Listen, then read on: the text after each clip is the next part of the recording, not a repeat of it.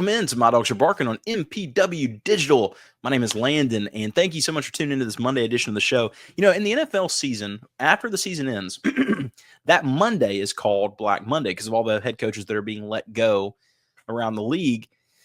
And, college football has something similar, but for college baseball, it would be weird to call this day Black Monday for college baseball because not many teams let go of their coach at this point in the season. However, Mississippi State has chosen to do so. Chris Lemonis let go today after his 232 and 135 record in Starkville in 6+ seasons. He did bring them a national title in 2021, made 3 NCAA tournaments and 2 College World Series. We'll talk about this in just a moment after we get finished with our initial kind of intro to the show. But we'll be talking about Chris Lemonis and where Mississippi State goes next. Justin Parker is serving as the assistant coach, pitching coach, will serve as the interim head coach for the rest of the season. Put a pin in that. We're going to come back to that here in just a moment, and then we'll read a statement from Zach Selman. So we will talk about that. We'll also talk about the college basketball transfer portal, the incoming, the newest player of Mississippi State. And then at the end of the show, we will talk about the abundance of talent that is coming in for Mississippi State on the transfer portal. On the offensive line, just loading everything up. So very excited to talk about that. But first, we want to let you know that this show is brought to you in part by ARPA. Oh, sorry, man. Here in the My Dogs Are Barking studio, we got some lighting issues. But ARPA's Coffee and Bar there in Starkville, in the heart of the Cotton District. ARPA's is a great place, man. If you've never been to ARPA's, you need to go. It's Jose and his family and friends that work there are awesome people. It's a great spot, and it's also a unique spot. I mean, Starkville has several coffee places. They're good. They're not bad, but ARPA's is a unique experience. It's right, like as mentioned, right there in the heart of the Cotton District. We'll save you money if you go. And just for being a listener of the show, you get 15% off of every single time you go to ARPA. So first time, go try it. After you love it, try it again and get 15% off. And after you've established this is my spot, 15% off every single time. Just let them know at the register that you would love that 15% off My Dogs Are Barking podcast discount, and they will give it to you. So make sure you do that. And Chris Lemonis, man, he did some things in Starkville, made some money, and it didn't work out, but the guy got rich. But we ask it every week on the show, what does it mean to be rich? Maybe it's less about reaching a magic number and more about discovering the magic in life. Skip Langley is your Batesville, Mississippi, Edward Jones financial advisor serving clients in the area and across the state. Count on him for financial strategies that can help you support a life you love, because the key to being rich is knowing what counts. So contact him today at 662-563-9843, and together you can find your rich. Edward Jones, member SIPC. So Chris Lemonis let go there in Starkville, and it's not something that surprised people. After State lost, really going back several series, it seemed like State was going to end up having to make this move at some point. And so it's not shocking, but it is a kind of an interesting place for Mississippi State because it's not really a place they find themselves often. They're used to having a coach that's successful for a long time and not having to let someone go. But that's what happened here. Obviously we know the Andy Cannizzaro and some of the mistakes he made, but that's not something that's a consistent thing that happens in Mississippi State. And so in the end, what you can sum up Chris Lemonis' time as, and I say sum up almost sarcastically because it's hard to be able to sum up, a man's 6.5 year tenure just in a sentence or two. But Chris Lemonis was given an unbelievable amount of talent, and he did well with that talent. But whenever he had to rely on his own recruiting, his own transfer portal, he just could not get the job done talent-wise, and that's a shame.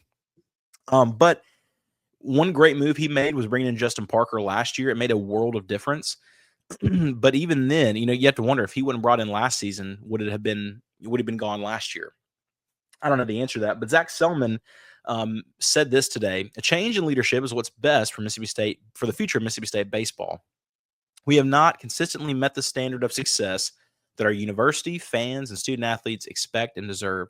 I want to thank Coach Lemonis for his work and the time he gave to our program, including a national championship in 2021. We appreciate his efforts and wish him and his family all the best moving forward. Then he said, in a team meeting moments ago, I expressed to our student athletes the confidence we have in our abilities and the potential they have for the remainder of the season. I encourage them to compete with pride, resilience, and intensity. With hard work, preparation, and talent already within this group, we're committed to putting them in the best position to finish the season competing at the highest level. And this is what he finished with. Mississippi State is the premier job in college baseball, which is true. The tradition, the facilities, the NIL offerings, the fan base are all second to none. Dudy Noble Field is the best environment in the sport, period. And again, he's correct. He's not inaccurate in anything he's saying. But also, he kind of had to say what he needed to say. I think the biggest part of that, or biggest part of what has happened here, is just for Justin Parker. This is an audition. Get the Lemonis thing out of here. You can harp on and on and on about how he did not meet the standard. That's true. What else do you have to say? It's kind of like the Shedeur Sanders thing from the NFL draft. So many people have so many of the same takes that I was listening to Cowherd this morning. And what I appreciated about him is that he finally had a take that was unique. And like he mentioned that it was a boneheaded move for Shedeur and all the things he did and said and all those things. But something that he did that was that is after the son of the defense coordinator for the Falcons prank called him, and it was announced with that. Shedeur seemed to handle it with some grace and some class, and everybody makes mistakes. It's no worries. We're going to move on to the next thing. And even if you disagree with that, like at least it's a different take. We know the take on Chris Lemonis. It's kind of been established. Where do you go from here? I think the part that you go from here is to look at Justin Parker and say, this is a complete job interview for the rest of the season. At this point, what can you do to show that you're the guy for the job? And so if he does really well and turns this team around and wins a couple more series, I have no doubt that he'd be in the running to take it. And look, they're about to play Memphis on Tuesday night. And after they play Memphis, the next remaining – sorry, my camera is having all kinds of – it's possessed, I think. Then they host Kentucky in Starkville this weekend. Then you then you have Ole Miss in town for a series. What's funny about the Kentucky spot is – that is the head coach of Nick Mingione, who's been in Kentucky now for what is it, 9 years? Am I correct on that? Maybe not so, but he's been there for a while. But he was an assistant at MSU for 7 years, and the coach of the year in 2024. And so he's a really talented guy. He's kind of another guy that you look at and you go, that's a candidate, because this is the type of job that you can move the needle and get people to where football can't really compete and go out and get another kind of sitting Power 5, or I guess I should just say has not gotten a sitting Power 5 coach in a while as your head coach in football. In basketball, it's maybe a little bit easier, but nothing compared to football. And in baseball for Mississippi State, they have all the resources in the world to go out and get a lot of people that are at bigger schools with more cash on the surface, or more other athletic programs within it that have more resources. Mississippi State baseball has the ability to attract many people. Wes Johnson, who's at Georgia, who has done a really good job over the past few years. That's a guy that is at a premier school, but Georgia baseball is not the same as Mississippi State baseball. So I'd be encouraged by that if I'm a fan of all the people that could come in. Could be from all over, just kind of a wide net. So we'll keep you up to date with that. Make sure you're following on Twitter, just at MyDawgsPod. And I do want to talk about this Mississippi State basketball transfer portal, and then we'll finish the show later on with the men, or with the football for transfer portal. Mississippi State has added some interesting players. Jaden Epps, the guard from Georgetown, transferred into Mississippi State. He is a guy that is really, really talented. And over the past few years, I mean, he was at Georgetown. I think he was initially at, am I crazy? I think he was initially at Iowa, right? Yeah, I think he was initially at Iowa before he went anywhere else. And yeah, no, sorry, not Iowa. I was thinking the eyes. He was at Illinois to start his career. So really talented guy, and transfers in to Mississippi State. And I think that the thing I like about him the most is his ability to, to score as another guard for Josh Hubbard, to be able to help out Josh Hubbard a little bit. That's the encouraging thing. For his career, he averaged about 13 and a half. He averaged almost 19 points last season, or probably 20, 23, 24 at Georgetown. His minutes went down by a little bit this past season, but he still averaged 13 points a game. His three-point shooting percentage is at he was at 34% this past season. Decent. It was his best shooting year since he's been in college. So a decent shooter, but not a great shooter. He kind of has that ability to slash and to get into the paint and kind of hit the easy layups. But whenever it comes to kind of what Mississippi State had this past season, this is an absolute upgrade, especially having Jabari McGee, the transfer from UAB, being there as well. And McGee can shoot the three as well, or can shoot the three probably a little bit better than Epps can. But he's 6'2", 190. Kanye Clary was the guard that kind of hoped to go with Josh Hubbard. Kanye Clary was 5'11", so he had 5'10" and 5'11" out on the floor at the same time. Jabari McGee is, I think, 6'1" and a half, and then Jaden Epps is 6'2" and 190. Good size for the position he's going to be playing, which is kind of helping out Josh Hubbard with the scoring load. I love it. I think that's such a good pickup for Chris Jans and these guys, which if you kind of bring it to a whole, that means that Chris Jans and company has brought in Jaden Epps and Core, who was the power forward from Kansas State, 6'9", 227, averaged 16 and a half at Samford the year before he was at Kansas State. Amir Ali, the 6'8" wing, kind of the 3-and-D player from Arizona State. Quincy Ballard, who's the player I think I'm most excited about, the huge center, 6'11", 240 from Wichita State, had the highest field goal percentage, one of the highest field goal percentages ever in college basketball at 75%. And so you brought in, and then of course Jabari McGee, like I said, 6'1", 205 from UAB. You lose Kugel, you lose Clary, you lose Michael Nwoko, Adrian Myers. I'm blanking with the guy from Sipsey Valley, MJ. Man, I apologize. The legend from Sipsey Valley High School, he's leaving my mind, but he went to Louisiana Monroe. Jeremy Fuina went to UCF. And so anyway, I think State more than likely will probably look for another forward to be able to kind of back up these guys and give them some more depth. Encore can probably play the 4, put Ballard at the 5, because you have T. Hubbard or T. Bartlett that can play the 5, and put Jamarion Fleming, the Gatorade Mississippi Player of the Year, at the 4 as a backup. But I think adding some more depth for who can play the 3 or the 4 is probably the best case scenario for State at this moment. But I really like what this team is looking like thus far. I love the ability to have a guy like Ballard, who's able to be kind of a thicker player to play down low to get all your rebounds for Hubbard, because they were out rebounded in so many games. You look at it and you go, man, that's a player you would love to be able to have. So I'm a fan of what they've done thus far in the portal. Hubbard has still not officially said he's coming back. He's still going through the draft process. But like I mentioned, I'd be shocked at this moment if he does not come back. But boy, oh boy, have I been wrong before. My wife and many other people will tell you yes. So we're going to take a quick break. When we come back, we're going to talk about Mississippi State's football transfer portal that has exploded in numbers on the offensive line. We'll talk about that after these messages from MPW Digital. All MPW Digital podcasts are brought to you by our friends at Parish Brewing Company, located in the heart of Cajun country in Broussard, Louisiana.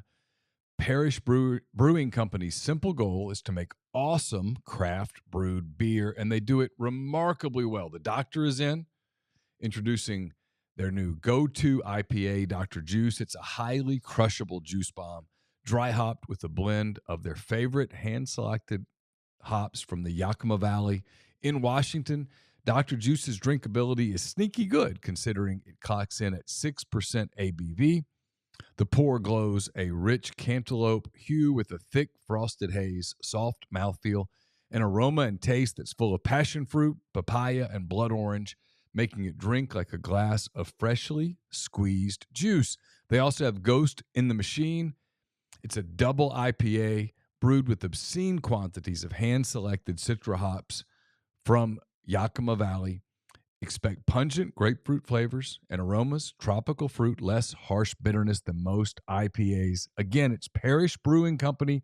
Wherever you get your beer, check out Parish. Make sure that you look for them, because any beer that you get from Parish is going to be absolutely outstanding. Thank you from MPW Digital. We're brought to you by Easy Hemp Company. Easy is a hemp-infused sparkling water. It's a guilt-free alcohol alternative, a natural way to relax and unwind. It's all natural. Made with real fruit, no added sugar, low calories, gluten-free. One 12-ounce can of Easy has 3 milligrams of THC. With Easy, it's easy to avoid the gummy scare and control your experience. So change the can, not the ritual. It's easy. Visit EasyHempCo.com to view the Easy Finder to find Easy near you. Easy is Farm Bill compliant with hemp derived from THC, CBD extracts. Easy is for people 21 and older. Enjoy responsibly. Welcome back to My Dogs Barking on MPW Digital, and thank you so much for your patience. I think I've got my camera fixed. We'll see. But Mississippi State has brought in some beef on the offensive line, man. State has brought in some numbers. That's a position. So you got the new offensive line coach, Phil Lodeholt from University of Colorado. So he's now taking over. And you just get the feeling that the offensive line was going to be a position where there's not a lot of confidence, let's say. And so since that last spring practice, Mississippi State has exploded with bringing different people into the fray. So just kind of looking at who Mississippi State has thus far, who's kind of entered in to the picture. Jaquan Bolden came in. We talked about him on the last show, but from Purdue, 6'7", 350-pound offensive tackle. Again, originally committed to Purdue, didn't play there last year. He transfers over to Mississippi State. I believe he actually got injured last season, but he transfers over to Mississippi State. A guy from Canton, Mississippi, when he certainly has an opportunity to be able to play and play early for Mississippi State. So he comes in. Then the next day, 2 days later, Blake Steen comes in, the 3-star offensive tackle from Virginia. He started at Virginia at tackle. He transfers into Mississippi State and gives them another giant piece at the puzzle. Because remember, you already have Luke Work and Jimothy Lewis on the outside, among several other guys. And if you think it ends there, you'd be very wrong. But we go to the tight end position, which O-line and tight end were two positions that Coach Lebby said in his press conference that he was planning on upgrading. Sam Wise, the tight end from Iowa, comes in 6'5", 205, 3-star from the transfer portal. And then the next day, Max Reese, another tight end, this time from Eastern Michigan, comes in to join Sam West. So 2 tight ends there. And remember who all the guys they already have at that position was Seydou Traore. Jacoby Witten just transferred out.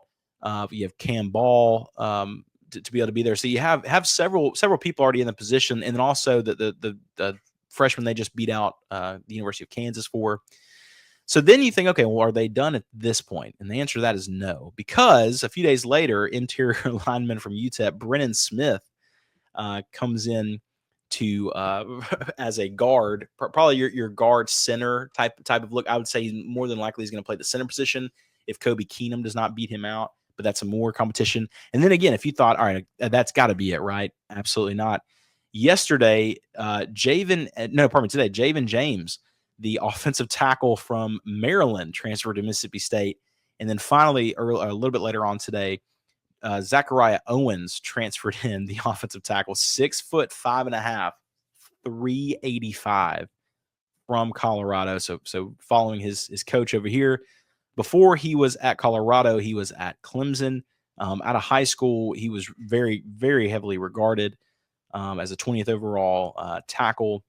When he committed to Clemson, transferred from Clemson over to Colorado. and then to Mississippi State. And here's the biggest picture. Here's kind of the biggest thing to look at. I mean, I just threw a lot of names at you. The point is, Phil Lodeholt and Jeff Lebby did not feel like their personnel was in a spot that they needed it to be for SEC quality. And a couple of guys they brought in December already were directed to go elsewhere. Like, did not have what it took for what they were looking for, or at least knew they were not going to play. And so now, I mean, you have an abundance of players to look at and go, okay, we have all these people out here who can do it. If I was a coach, I'd rather have a ton of people to choose from and just let them work hard for an opportunity than have just a few and hope that they're good. Because if they're not, you're in trouble. There's a ton of different pieces you can shift around with this team on the offensive line, and I really like it. Now the thing is, I mean, none of these guys are 5-star guys, right? Like, it's not like you're looking at it and going, oh, okay, yeah, these are all guys that are playing really, really well. I think several of them have talent, but none of them have shown and kind of been able to put it all together. And now you look at it and go, okay, well, who's going to be able to go for you? So I love the fact that State has several different players to choose from, and hopefully, that will give them an advantage in choosing, who's going to be able to give them the best chance to block for Blake Shapen and Kamario Taylor and Luke Kromenhawk. So excited about that, man. A lot of players coming in on the offensive line. I would suspect they're done unless something kind of shows up. The tight end position should be good. You have plenty of people there. The wide receiver position should be good. Cornerback is a position I think if there was someone available, they'd go after. But I mean, honestly, there's not a ton of great caliber cornerbacks that are hopping in the portal at this point of the season. So I'd be a little surprised if they got someone there. But someone that they think will be able to play here. So I think that completes what we got going on today. Again, as always, make sure you subscribe to MPW Digital on all platforms. Make sure you follow us on Twitter, just at MyDawgsPod, to keep up with all things Mississippi State. And Chris Lemonis let go and fired from Mississippi State. He will always be remembered for bringing the national title. But unfortunately, he will also be remembered for not being able to meet the expectations after that fact. So it is unfortunate, but State has a lot of different people. I feel like they're gonna pull and try to see who is the best selection from that group. So we will keep you covered as that goes on. But as always, thank you so much for listening to the show, and we will holler at you next time.